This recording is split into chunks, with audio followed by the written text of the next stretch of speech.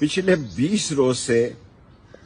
मेरी हमशीराओं, मेरे भतीजों, मेरे भाइयों और हत्ता 30 साल पहले मरी हुई मेरी मां के घर पे पुलिस मुसलसल छापे मारी है और मेरी वालदा के घर को भी तोड़ फोड़ दिया है। मैं मुल्क में नहीं था, इसके बावजूद मैंने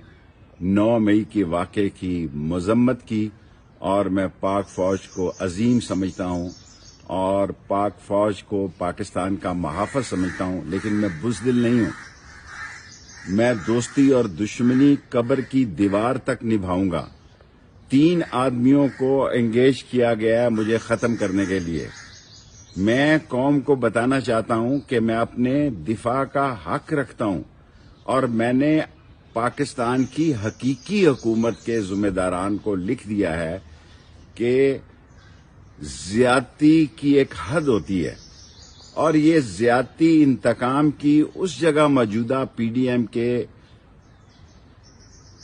लोग लेकर जा रहे हैं और जो ये फसल बो रहे हैं जो बिल आखिर इन्हें काटनी है, मैं समझता हूं इंतहाई काबिल अफसोस है।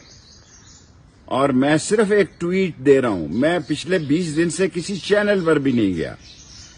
और अगर मेरे ट्विटर से आप इतने खौफजदा हैं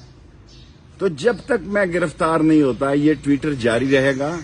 और मैं सारी कौम को बताना चाहता हूं जो लोग पार्टी छोड़कर जा रहे हैं उनकी मजबूरी हो सकती है, वो कमजोर हो सकते हैं, उनके केसेस हो सकते हैं, वो दबाव बर्दाश्त नहीं कर सकते, वो ससुराल जेल काट नहीं सकते,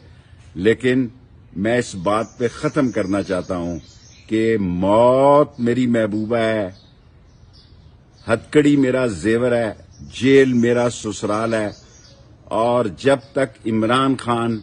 ये लड़ाई लड़ रहा है उसके साथ खड़ा हूं। जब वो इख्तिदार में होगा मुझ पर कोई जिम्मेदारी नहीं कि मेरा किरदार क्या होगा, क्योंकि मैं सच का,